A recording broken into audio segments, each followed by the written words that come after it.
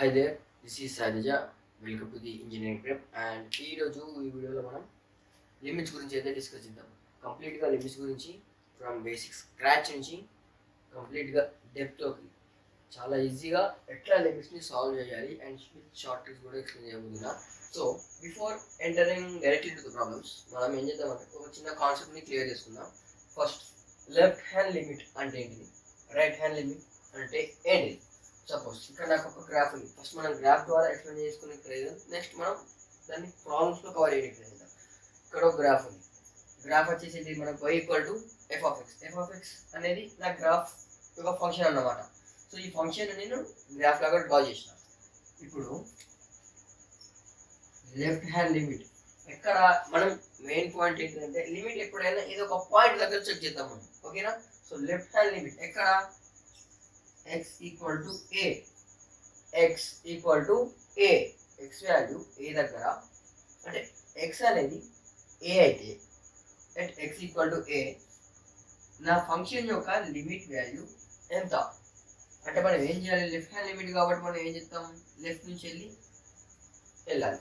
So left నుంచి వెళ్ళి ఏ దగ్గరికి వెళ్తే నా ఫంక్షన్ వాల్యూ ఎంత అవుతుంది, లెఫ్ట్ నుంచి వెళ్ళి ఏ సైడ్ వెళ్తే ఫంక్షన్ వాల్యూ ఫంక్షన్లో చెక్ చేసుకోవాలి, అదే ఎం అవుతుంది. ఎం అగైన్ రైట్ హ్యాండ్ లిమిట్ ఎక్కడ X equal to A.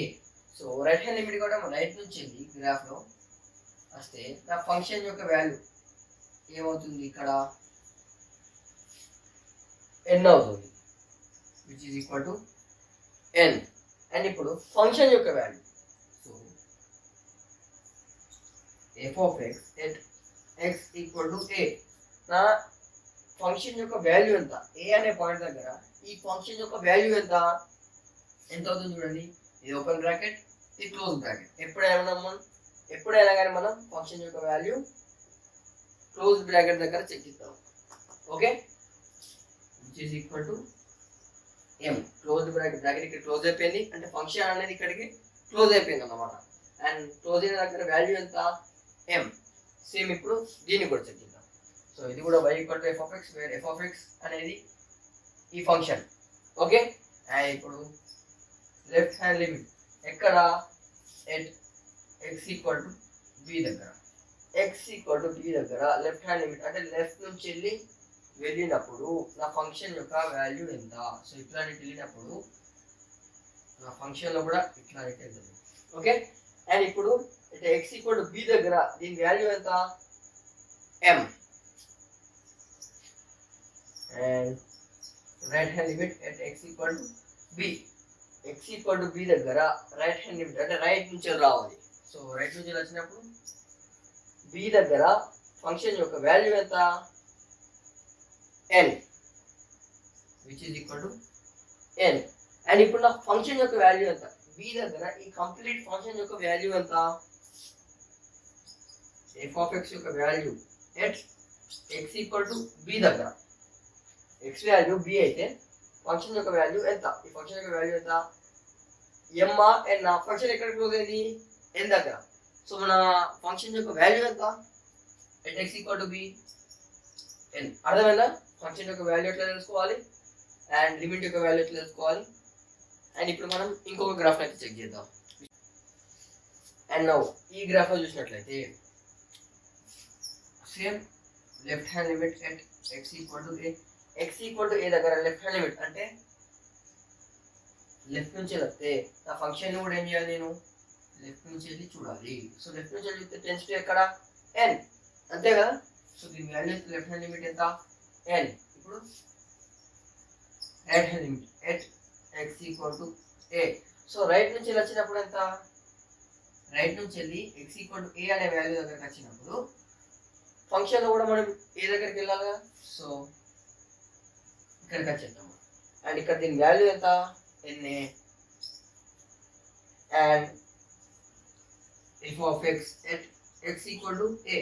So ఈ ఫంక్షన్లో ఏ వాల్యూ పెడితే ఈ ఫంక్షన్ యొక్క వాల్యూ ఎంత వస్తుంది, సేమ్ ఎన్ వస్తుంది కదా, ఎన్. సో దీన్ని బట్టి మనం ఏం చెప్పచ్చు, left hand limit is equal to right hand limit which is equal to f of a or same ఇట్టే రాసుకోండి f of x where x equal to a. ఈ a ని ఇక్కడ రాస్తే అయిపోతుంది, సింపుల్, ఏం లేదు.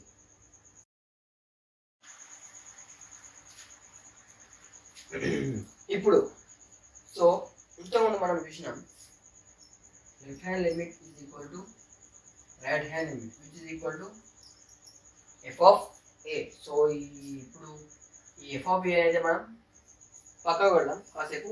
సో దాన్ని కంటిన్యూటీలో డిస్కస్ చేద్దాం. ప్రస్తుతానికి అయితే మనకు ఇది ఇంపార్టెంట్. ఒకవేళ మనకు ఇప్పుడు left hand limit is equal to right hand limit అయిందనుకోండి, మనం ఏమని చెప్పచ్చు, లిమిట్ ఎగ్జిస్ట్. ఒకవేళ మనకు left hand limit is equal to right hand limit అయిందనుకోండి, లిమిట్ ఎగ్జిస్ట్ అని చెప్పొచ్చు. అండ్ మనకి ఇప్పుడు మనం లెఫ్ట్ హ్యాండ్ లిమిట్ ఎట్లా కనుక్కోవాలి, రైట్ హ్యాండ్ లిమిట్ ని ఎట్లా కనుక్కోవాలి, దాన్ని మనం చిన్న గ్రాఫ్ ద్వారా ఎక్స్ప్లెయిన్ చేద్దాం. సో రైట్ హ్యాండ్ లిమిట్ అంటే మనం ఏం చెప్తాం, మనకు తెలిసిందే, రైట్ నుంచి వెళ్ళి వచ్చినాం. సో రైట్ నుంచి వచ్చినాక సేమ్ ఇదే దీన్ని మనం ఏం చేసినాం, ఇదే వాల్యూని మనం మన గ్రాఫ్ లో ఫంక్షన్ లో పెట్టి చూసుకుందాం. సపోజ్ నేను ఎప్పుడు అయినా రైట్ నుంచి రావాలి రైట్ హ్యాండ్ లిమిట్ అని చెప్పినా కదా. సో సపోజ్ ఒక పాయింట్ తీసుకుని ఇక్కడ ఏ కన్నా కొంచెం పెద్ద పాయింట్ రైట్ నుంచి వచ్చేటప్పుడు ఈ ఏ నుంచి ఈ పాయింట్ ఒక దూరం వచ్చేసి హెచ్, కరస్పాండింగ్ నా ఫంక్షన్ లో ఆ వాల్యూ ఎంత అవుతుంది, F of A plus H. ఇప్పుడు రైట్ హ్యాండ్ లిమిట్ ఈ హెచ్ వాల్యూ అనేది తగ్గే కొద్దీ h equal to 1, h equal to 0.1, h equal to 0.00001, h value అనేది తగ్గే కొద్దీ అంటే h tends to 0 అయ్యే కొద్దీ నాకు ఏ దగ్గర ఇది తగ్గే కొద్దీ నాకు ఏ దగ్గర నా లిమిట్ వాల్యూ అనేది తెలిసిపోతుంది. So right hand limit at x equal to a అనే పాయింట్ దగ్గర రైట్ హ్యాండ్ లిమిట్ మనం ఎట్లా రాస్తాం, లిమిట్ h tends to 0, అంతే కదా. h అనేది 0కి టెండ్ అవుతా అంటే h వాల్యూ అనేది h నథింగ్ బట్ a నుంచి సర్టెన్ పాయింట్ దగ్గర ఉన్న డిస్టెన్స్. సో దాన్ని రిఫరెన్స్ గా మనం తీసుకొని ఏ వాల్యూ క్యాలిక్యులేట్ చేయాలనుకుంటున్నాం. సో ఆ వాల్యూ అనేది 0 అయ్యే కొద్దీ అంటే ఆల్మోస్ట్ 0 అయితే నా ఫంక్షన్ యొక్క లిమిట్ అనేది ఎట్ ఏ దగ్గర నాకు తెలుస్తుంది. So right hand limit at a దగ్గర నా function value is equal to limit h tends to 0 f of a plus h, అంతే కదా. And left hand limit same ఇలానే లెఫ్ట్ హ్యాండ్ లిమిట్. సో ఇంకొక value తీసుకుని ఇక్కడ దీని వాల్యూ వచ్చేసి h, అండ్ ఇట్లా నేను లెఫ్ట్ హ్యాండ్ లిమిట్ చెక్ చేస్తే h వాల్యూ తగ్గే కొద్దీ h వాల్యూ అనేది 0 అయ్యే కొద్దీ x ఈక్వల్ టు a దగ్గర నా లిమిట్ లెఫ్ట్ హ్యాండ్ లిమిట్ ఏంటిదో నాకు తెలుస్తుంది. So limit h tends to 0 f of a minus h. a minus h ఎందుకు, ఇక్కడ నుంచి h వాల్యూ అనేది a కన్నా పెద్ద ఉంది కాబట్టి a plus h function value కూడా ఏమవుతుంది, a ప్లస్ h అయిపోతుంది. ఇప్పుడు h వాల్యూ అనేది a కన్నా చిన్న ఉంది కాబట్టి a మైనస్ h. ఇక్కడ కరస్పాండింగ్ ఫంక్షన్ వాల్యూ ఎంత, f of a minus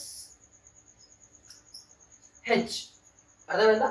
so f of a minus h, f of a plus h, where h tends to 0. And ఒకవేళ left hand limit is equal to right hand limit అయితే మనం ఏమని చెప్తాం, limit exist. So ఈ రెండు formulas note చేసుకోండి. I hope మీరు note చేసుకుంటున్నారు అనుకుంటున్నాను, నోట్ చేసుకోండి. అండ్ నెక్స్ట్ వీడియో మనం కొన్ని బేసిక్ ప్రాబ్లమ్స్ తోటి అయితే మీట్ అవుదాం. ఐ హోప్ ఇక్కడికే లెంత్ అయిపోతుంది వీడియో అని అనుకుంటున్నా. మీకు అర్థమైంది అనుకుంటున్నా, అర్థం కాకపోతే రివాచ్ చేయండి. అండ్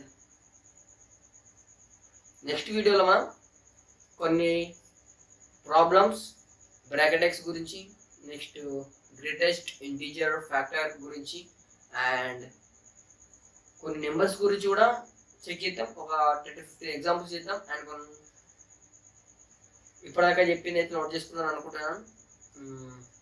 సో ఈ వీడియోకి అయితే ఐ హోప్ మీకు ఈ వీడియో అర్థమైంది అనుకుంటున్నాను. ఒకవేళ నచ్చితే లైక్ చేయండి, షేర్ చేయండి, సబ్స్క్రైబ్ చేయండి, ఫ్రెండ్స్కి షేర్ చేయండి. ఉంటా, బై, పీస్.